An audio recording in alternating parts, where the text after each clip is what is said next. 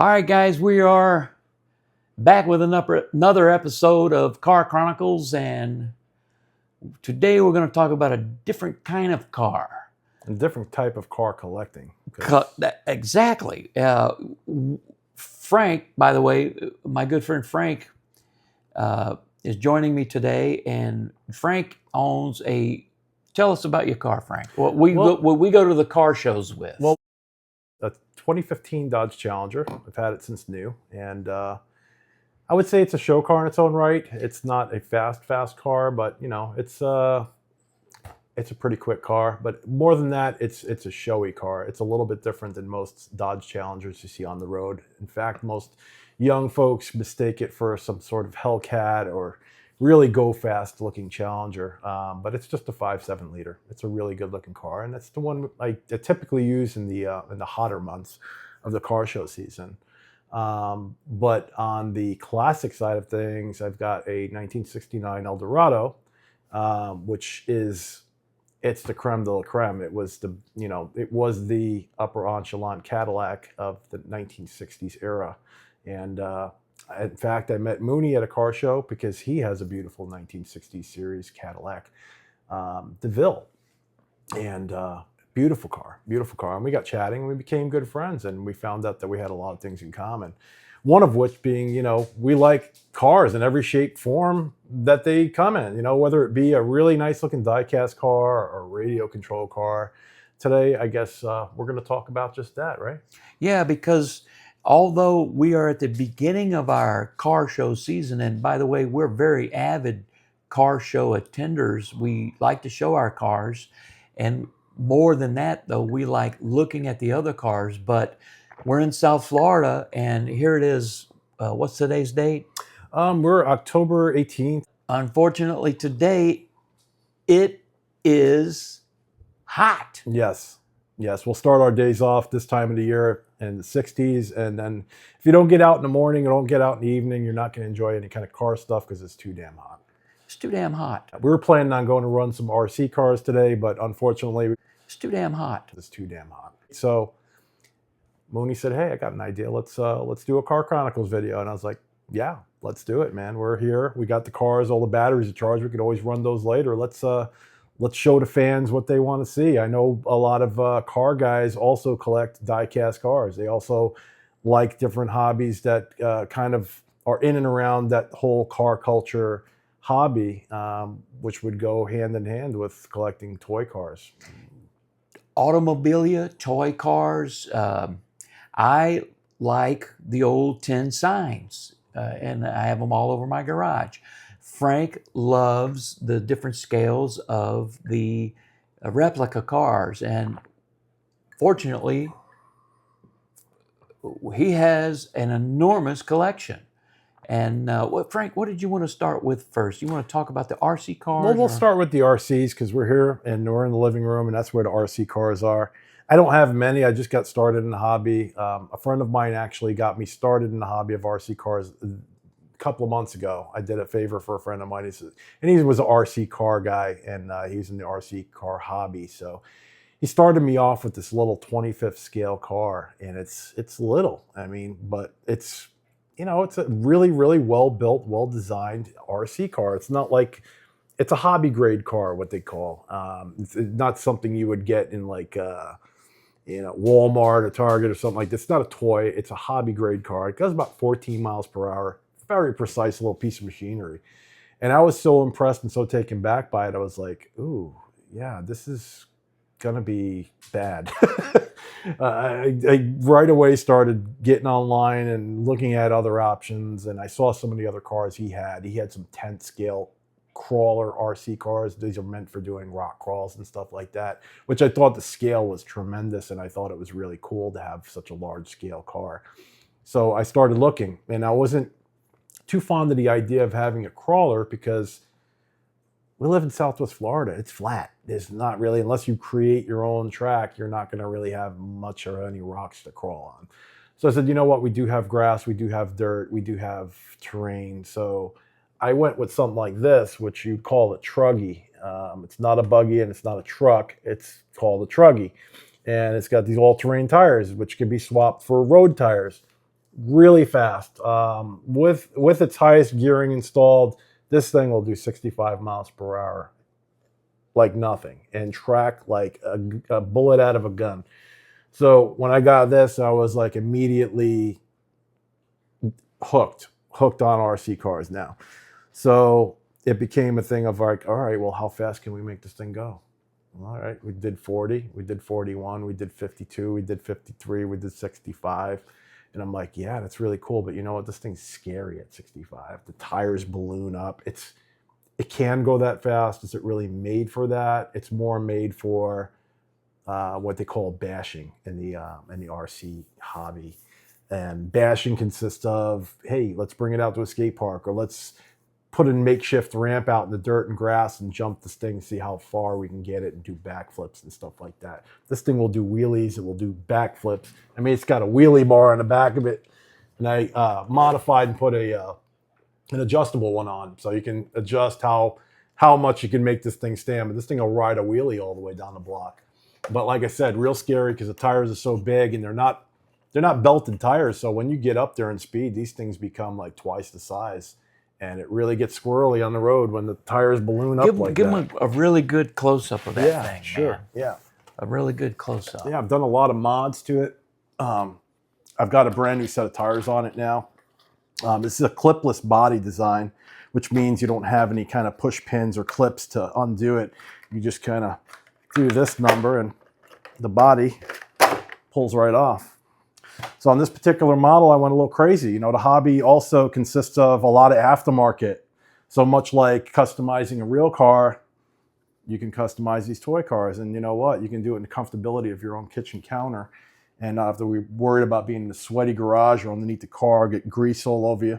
This car came with plastic control arms, plastic drive shafts, plastic shock towers, and I just did a little upgrading. Got some CNC aluminum parts. There's a huge aftermarket for these cars. You can either go on Amazon or YouTube. There's a lot of guys modding these things, and they leave affiliate links down below, of course, and that gets you addicted to getting mod parts for these. And that's what we've done with this car. And it's fast, it's fun. I've had it out a handful of times, and it's a blast. But, you know, I've got the need for speed, so I was like, all right, well, this thing is fast. What else is out there? What, you know... What could be faster than this? What can be faster than that? Well, I've seen guys modify cars. This is a 3-cell battery system, which means it uses a battery that has 3 cells. They have cars that are capable of 6 cells, which either in a single battery or dual battery form.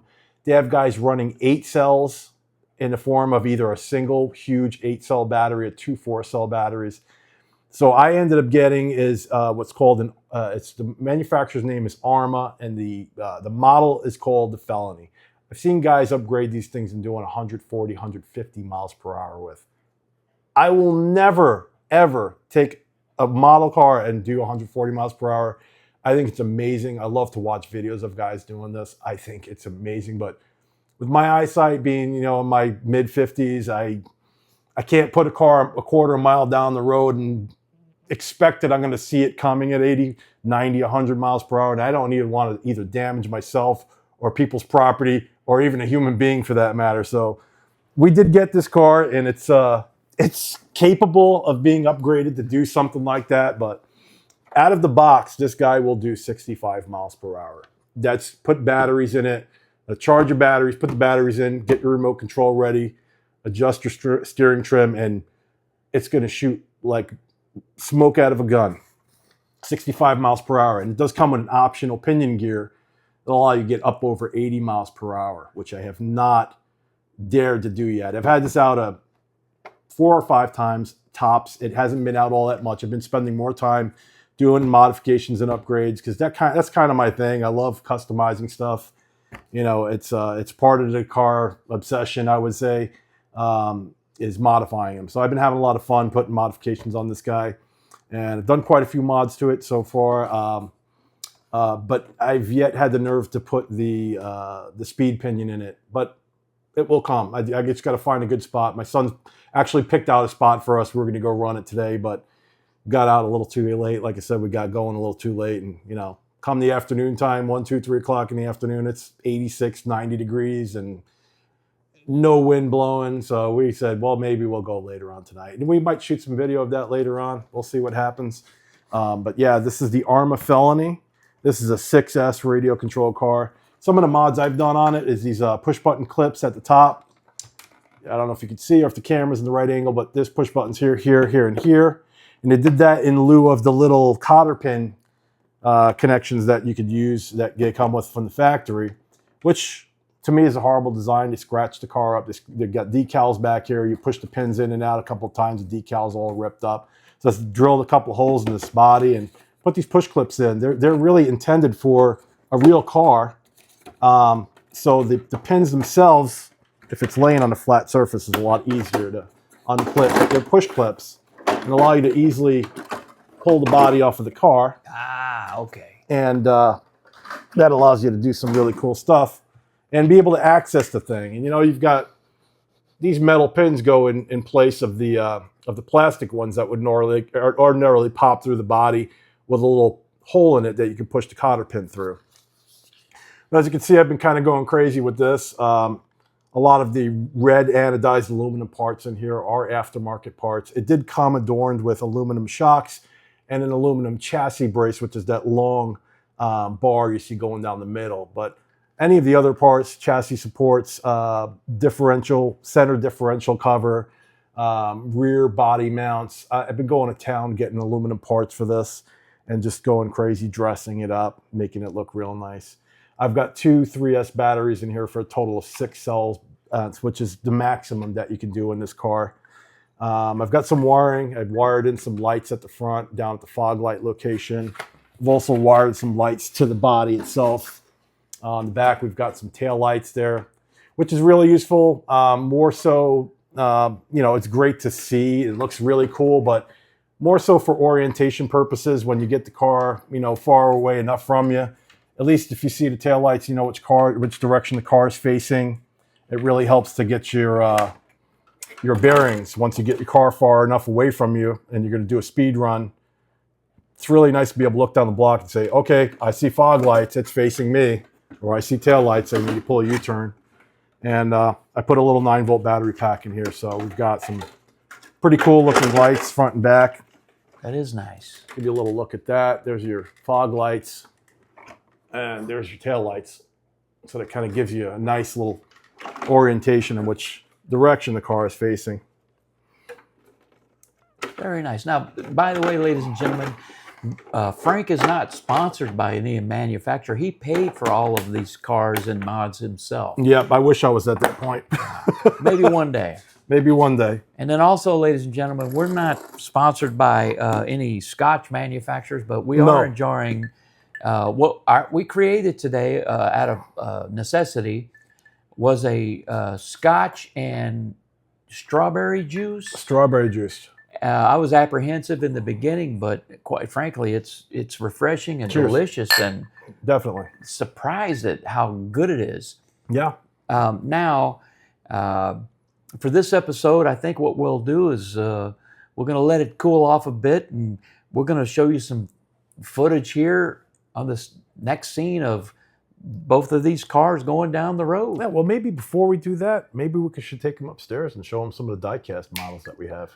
Let's do some die-cast. Let's go do some die-cast, because I got a ton of die-cast cars. And in fact, before I got my own real show car, we'll call it, my first real show car would have been my 77 Trans Am that I bought and refurbished over, I don't know, 18, 19 years ago. The car's long gone, but I started my collection really, and my love for collecting cars was rooted in die-cast cars. I got my first die-cast car as a gift.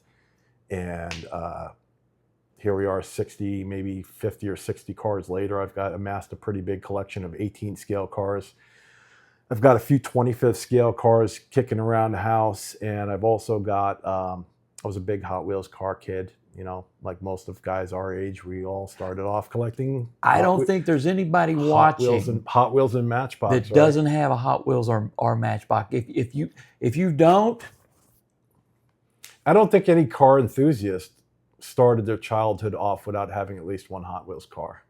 especially the red line Hot Wheels. Guys our Yeah. age remember what the Hot Wheels cars were. The Sweet 16, which was the induction of the Hot Wheels car into the market in the late 60s. I think it was the late 60s. Don't quote me on that, but it was, when we were kids, we had the Hot Wheels cars, and they were like the quickest cars, and they came bundled sometimes with the Hot Wheels, orange Hot Wheels tracks that you can kind of set up in your house, and they would we'd have fun racing those guys up and down those Hot Wheels tracks.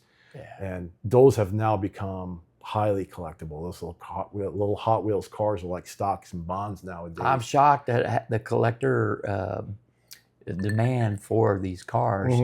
And of all, if I could get some of those cars back, Yeah, it'll cost you a pretty penny nowadays. Certain models of red line Hot Wheels cars are running in the area of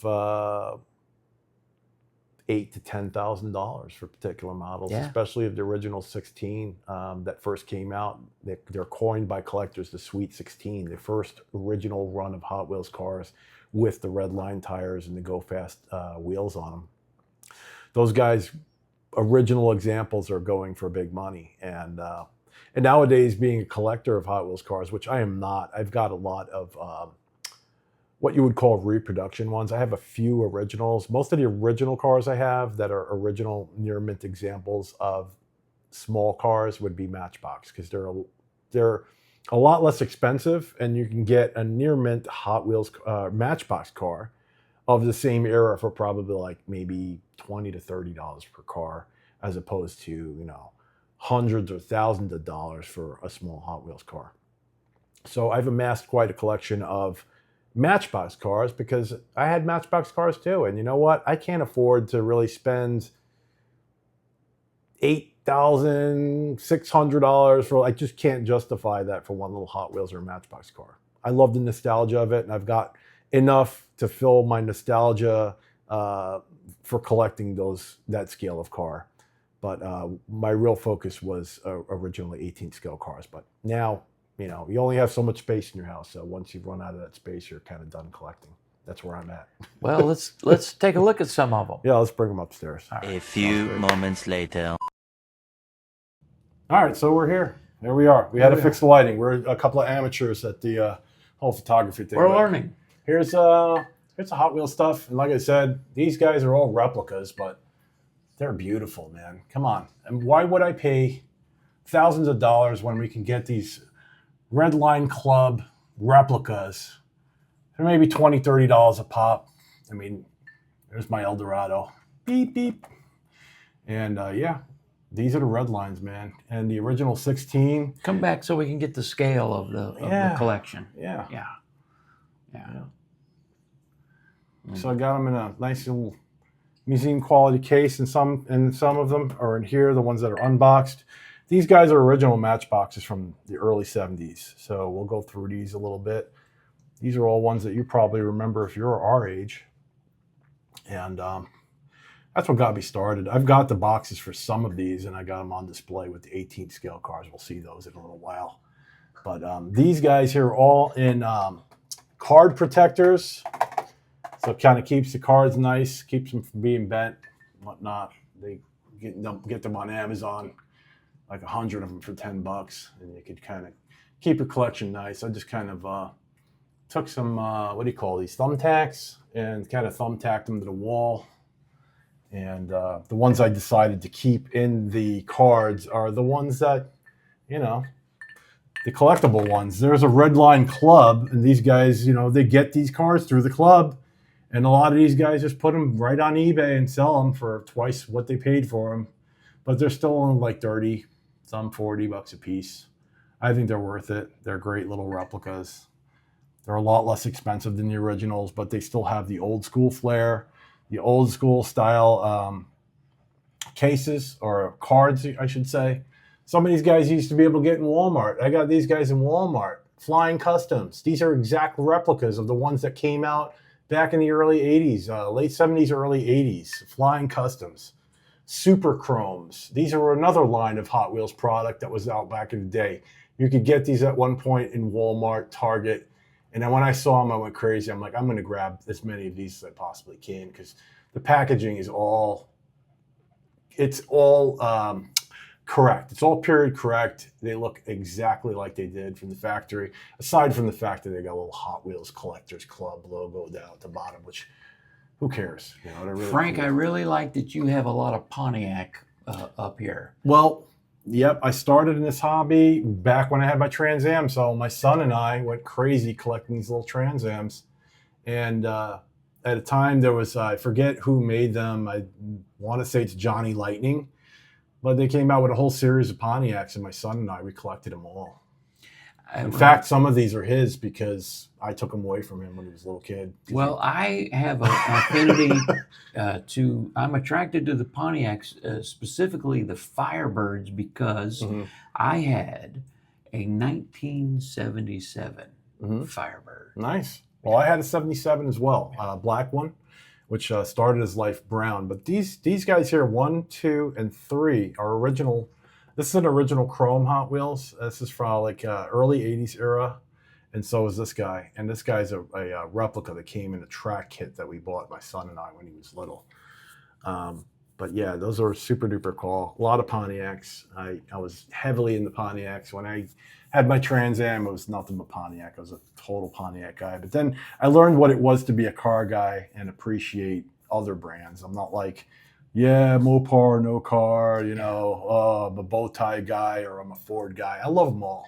I think if you put your love into a car and you do what you can to tastefully customize a car, or do whatever it is that's unique to make the car stand out, I appreciate it. I don't care if it's a Volkswagen Bug or if it's a Fiat or if it's a Mercedes-Benz or whatever. I mean, if it's cool, it's cool. It's cool. Speaking of which, here we are, a couple of car guys, and it's too hot for us to go out to a car show. It's just too hot. I'm not doing it. Way too hot. And but it doesn't mean you can't enjoy the art of the car in another form. Absolutely. And this episode is dedicated to those of us who can appreciate not just your real car, but an RC car, a die-cast car, model cars.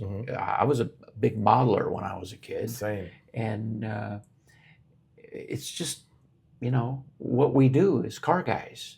And, you know, thank you, Frank, for, you know, letting us come over and look at your collection. Well, thank you for coming over and enjoying. I honestly, quite honestly, I feel sometimes very alone in the hobby because, you know, I've got friends that think that it's cool, but they're not car guys. And sometimes I feel like people that are not appreciators of collecting stuff, they kind of look at you like, wow, you kind of spent a lot of money on that. And then it kind of almost in a sense makes you feel bad for being a collector because you kind of feel like they get the impression that like, wow, you wasted a lot of money on that stuff. You still collect toy cars. What are you, like 5? Well, you know, Frank, it's a good thing you're rich. Well, yeah, I wish. Yeah. Well, let's swing these doors open. You would All think, right. but let's go ahead and swing one of these mirrored doors open and show these guys All right. the bulk of the 18 scale collection. 18 scale collection. Yeah, 18 scale. Yeah, 18. We got some 25th scale cars mixed in here. But yeah, this is about I would say 35 years worth of collecting. We need to talk about some of these cars. If not more. Yeah, if you got any questions about any of them, just let me know. But there's a slew of different cars in here. And we'll start one side at a time because it's kind of hard to take it all in one shot. But this is a replica Mongoose and Snake drag race set that we got this at Kmart before they closed. And my son and I, we set up the track, and the track basically clamps onto a piece of furniture.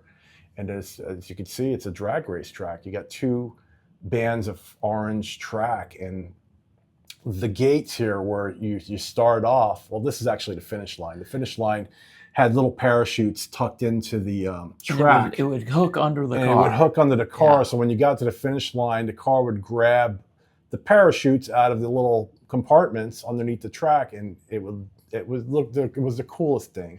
You had loop-de-loops at the back. I see that. And at the top of the track, it had a vice a base with a little vice grip on it that you can attach to a piece of furniture. So you can have that track start up high and come down, so that when you go into your loop-de-loops, There was gravity. and then it would come across the parachutes and pull the parachutes out. So what a cool set.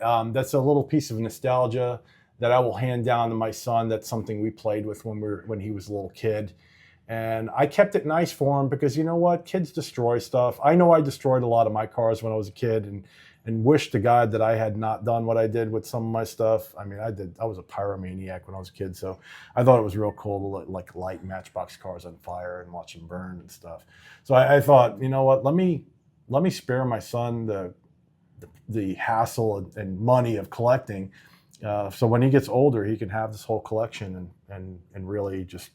This will be part of his little inheritance, you know. This will be something he could remember us by, and remember the times that we spent as a little kid on the floor. I'd come home tired of shit and just get on the floor with him. And he'd just, Dad, let's play cars. Dad, let's play cars. And as tired as I was like, son, let's get the cars out. Let's play cars. Yeah, because it's all about fantasy and dreaming and dreaming that the car. You could actually have the real version of the car. And I'm looking at this collection, I'm looking at this wall, Frank, and I see a car. Now, don't get me wrong, let's scan briefly of each row. We've got your GTO. Would I love to have that in real life? Absolutely. Look at these. Look, Pontiac. You come down here, you've got your Corvettes. What year is that? That's a good question. That's a 64, 65, something. Split window. Split window coupe, yeah. All right, I'm going to tell you an interesting story. My father-in-law was supposed to give me that exact car for my wedding gift, but he decided to keep it and sell it. That's okay, because he ended up giving me another Corvette later. But down here, we've got, what is a Super? Superbird. And then we're scanning over. GTX. We've got there was Chargers. We got a movie recently. Who drove that? Don Toretto from Fast and Furious. All right. Then we come down here to the Mustangs and the Camaros, the pony cars and the muscle cars. I had an aunt that had a Malibu. What is that? That's a Chevelle. That's a Chevelle. Okay. Malibu. Okay. Now we're coming down here. Some more Mopars. There's your car, Frank. Yep, that's a 1971 Challenger, which basically my car was stylized against. All right, we're scanning. Yep. Beautiful cars. Olds. Now we're coming down here to the European stuff. Yep. We're coming down to the Lamborghinis. Lambos. Okay, we got a couple of Vipers, but let's stop on this car right here. Yeah, Lamborghini. You know what that is? Lamborghini Jota.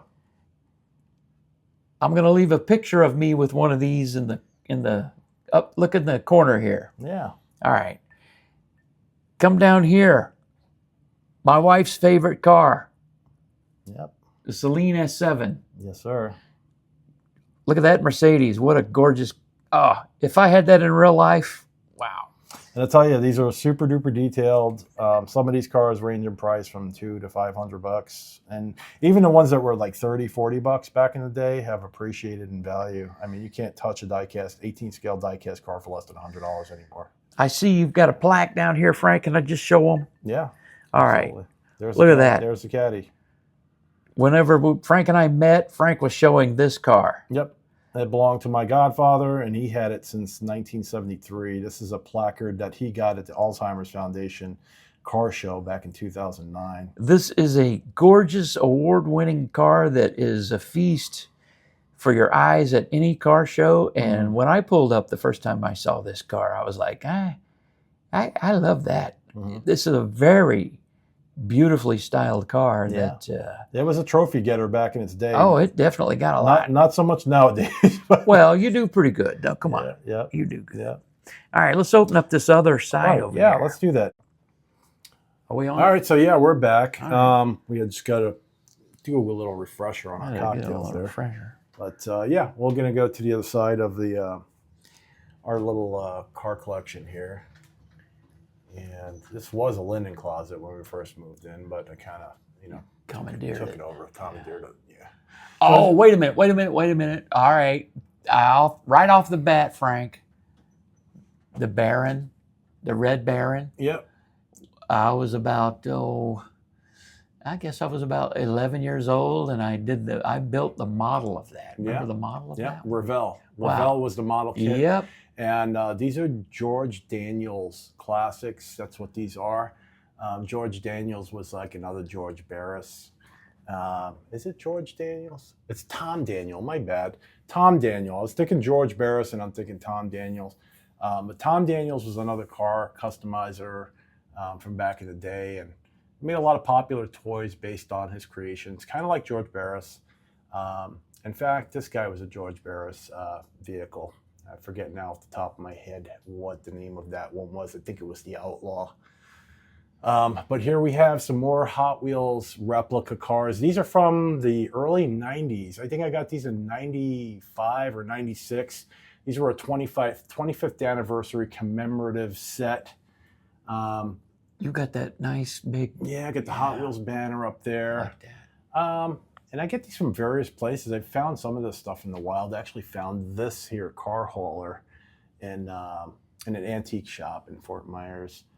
And yeah, just kind of either internet or locally. I found this set. This set here I found while on vacation in the Appalachians at another vintage flea market. And you were talking about model building earlier. This is a model that I built. Beautiful. I built that, actually broke my shoulder, my collarbone, and I was homebound for about a month or so. I'm like, you know what? Got to do something to pass the time. So I built a model car. I hadn't built a model car in ages. Time well wasted. So yeah, exactly. These guys here are Matchbox Super Kings. These were a variation of the super fast car lineup that they had back in the day. These are all early 70s originals. And they were called Speed Kings or Super Kings or something to that effect.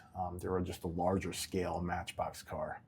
And I think we kind of glazed over it, but on this side, we can see that we have some of the original boxes for the Matchbox cars. I'll give you a look at what these look like.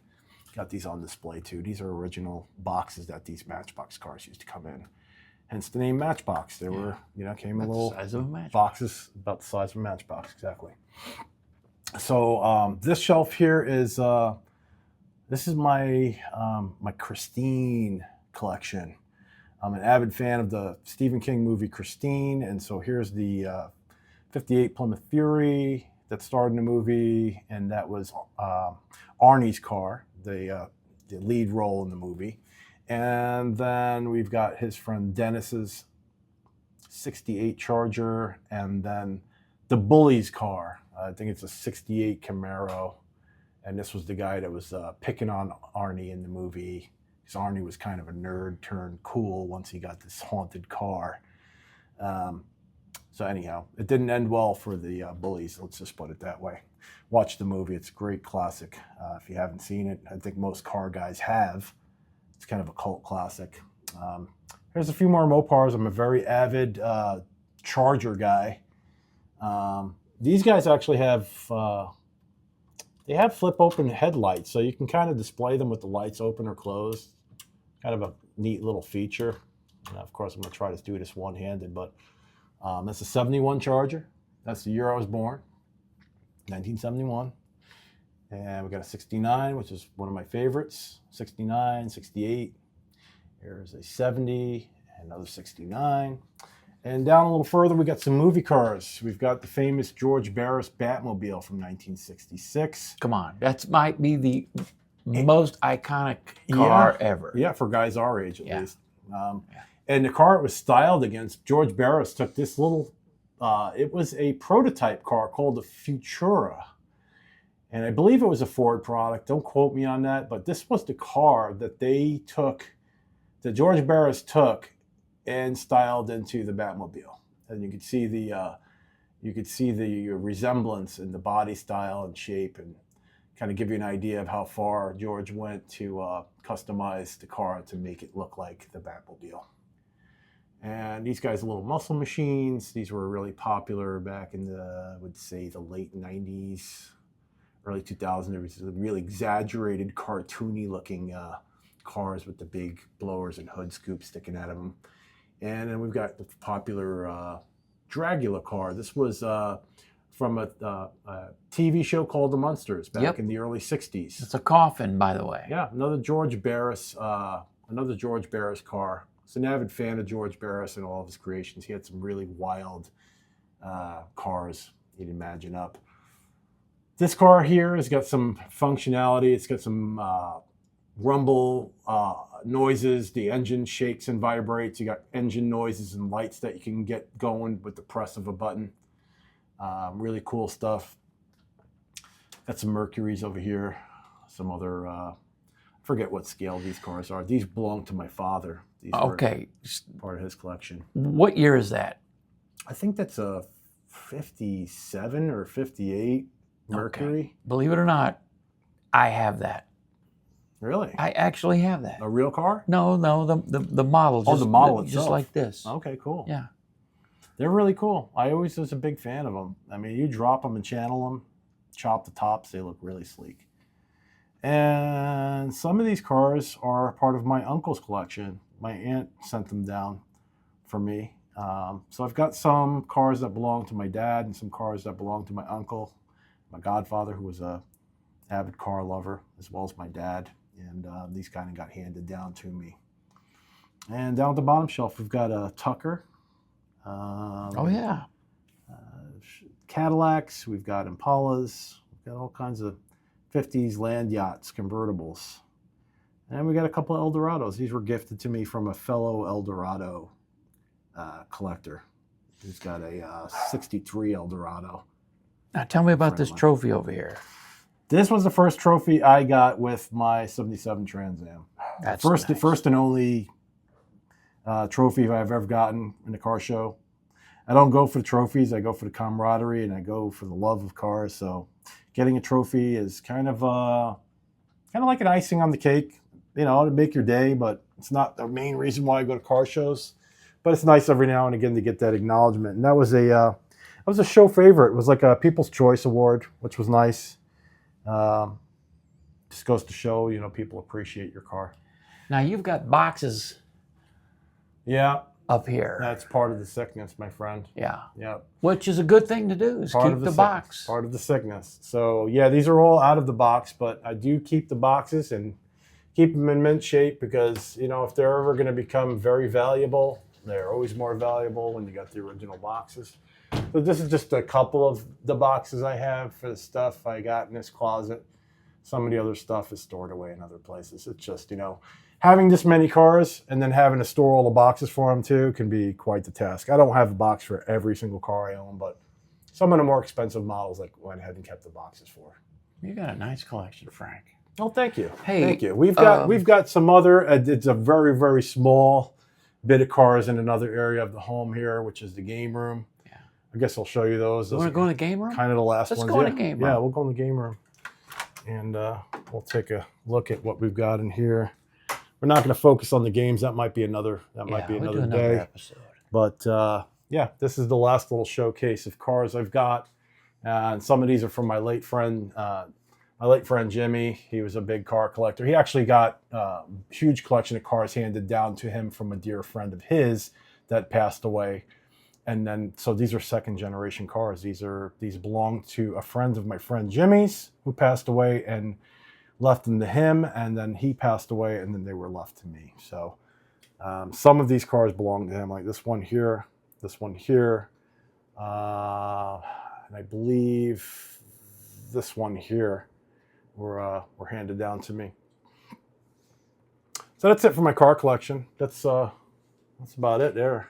Frank, thank you so much. Yeah, man. Guys, if you are enjoying part of the video or any of the video, we would appreciate for you to click the subscribe tab, tick that little bell for notifications, and give us a thumbs up. Leave a comment below in the comment section. Mash the buttons. Mash those buttons. You know what to do. Yep.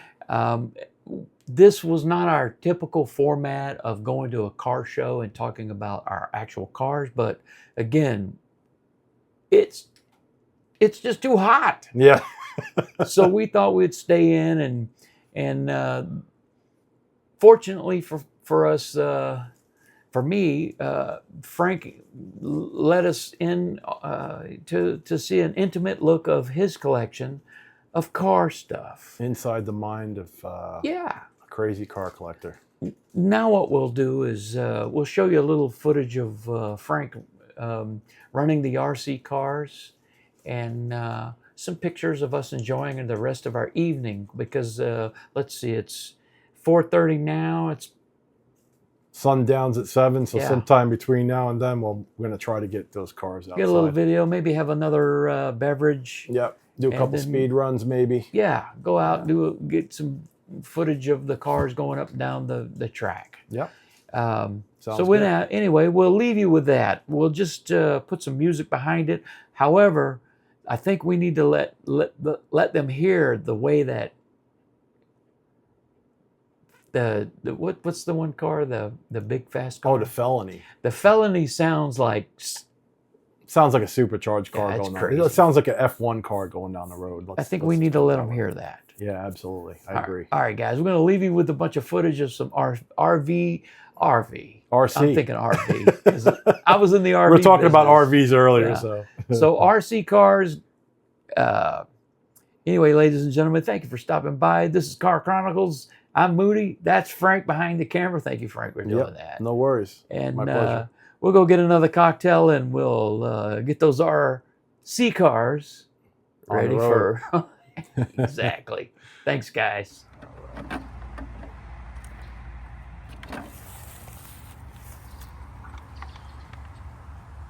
Listen to the snap it makes when I plug these batteries in. When I get the second battery plugged in, listen to this. Some juice going on there. There's your power button.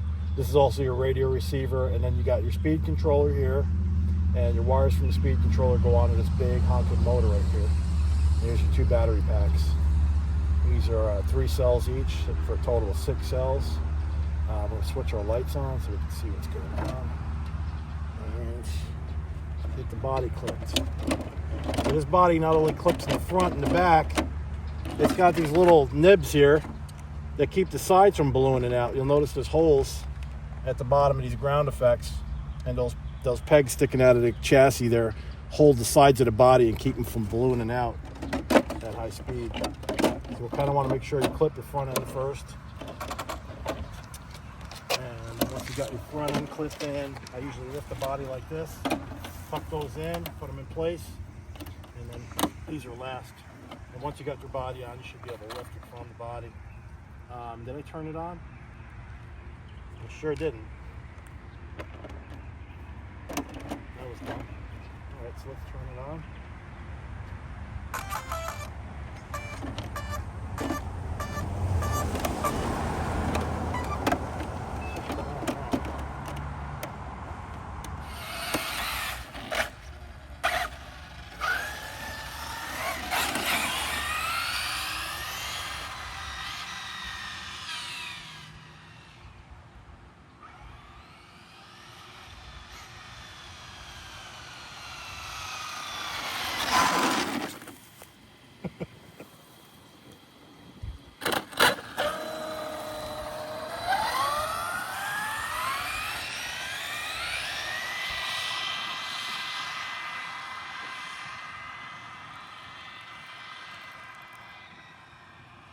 Pretty big range.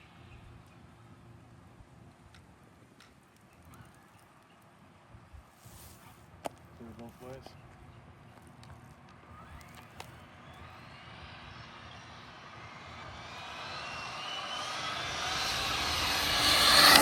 What? That's ridiculous.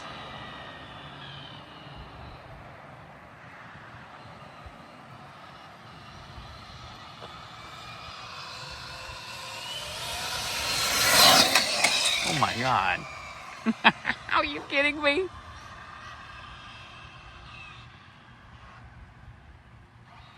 Doesn't like this fucking, I tell you, it doesn't like the storm drain at all.